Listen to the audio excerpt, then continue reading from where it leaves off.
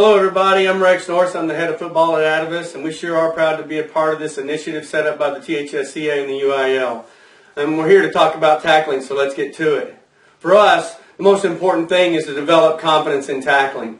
And to be able to do this, you need to understand the purpose and focus of every drill. So before you go out and teach it, or before you try to go out and do this yourself, it's really important you know what you're doing. The most important thing when it comes to technique is to put your body in the best position to be able to maximize power and control. And when you do this, you're going to have more dominant contact. And what we've done is we've broken this down into two areas of focus. One is a pre-contact focus, and that's with everything you do leading up into contact and contact itself. Today we're going to focus on contact. When it comes to contact, we want to be able to maximize power and control, but also to develop proper strike timing. The drill that we're going to show you today is going to emphasize all of that. And what we're doing is we're really looking for three different areas to be able to do this. One is to have proper body position. And when you're doing that, you need to be able to start with having your hips below your shoulders and your shoulders below his. Low man wins. Okay? Second thing is to make proper shoulder contact. We're going to talk a little bit about what that means today and what does it look like. And then lastly, is the most important thing is to keep everything in line. Keep your neck and spine in line when you're making contact to be able to maximize power and safety into the hit and to mitigate head contact. When it comes to the second piece, we're talking about the strike itself. And that's what we were talking about, strike timing. We want to be able to maximize power and control. And so we want to develop your ability to time the hit to where you have your hips over your knees. That'll be one of the big things that we focus on today, as well as having a loaded shoulder. And what we mean by that is to have a punch that loads that shoulder up full of blood into contact to be able to make sure that you're powerful into the hit. And then the last piece to this is the finish. And that's to be able to maintain contact, run your feet through contact, take them all the way to the ground.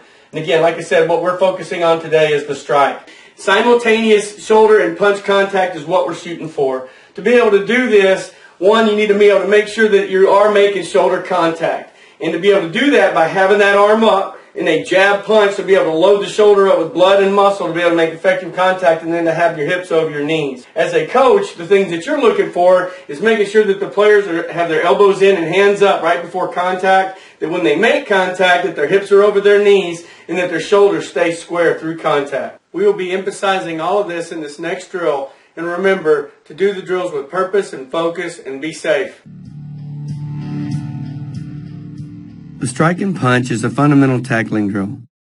The purpose of this drill is to teach players to use their shoulder to maximize power while punching to maximize control. This drill will help players learn how to effectively keep their elbows in tight to the chest, use their shoulders as the primary point of contact, and perform a jab punch past the target.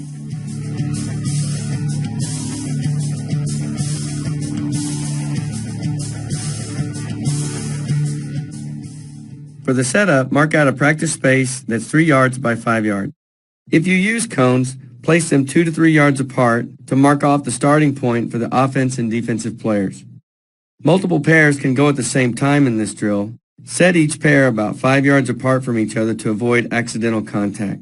Offense and defense set up directly in front of each other, and the coach will tell players the direction of the drill before they start. Now that you've seen the setup, let's walk through the drill. The defense begins on 2 knees with the offense standing 2 to 3 yards away. On go, if the defense is striking with his left shoulder, the offense begins his steps with his left foot. On his second step, he will step at an angle onto his right foot. In doing so, the offense will take less of a punishing hit. The defense will strike using his shoulder as primary contact and then extend his hips. As he strikes, he should keep his eyes looking forward as he punches past the target. Here it is in slow motion from a different angle.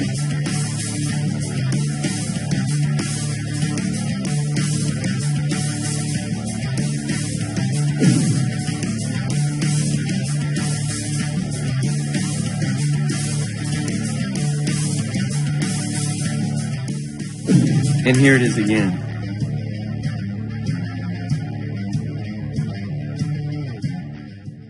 Be sure to emphasize these key coaching points. The defense should start with his back arched, his shoulder blades pinched together, and his elbows tight to the chest.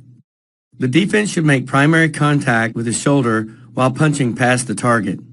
The punch needs to be executed in a jabbing-like motion, keeping it as tight to the target as possible. Each motion should be explosive.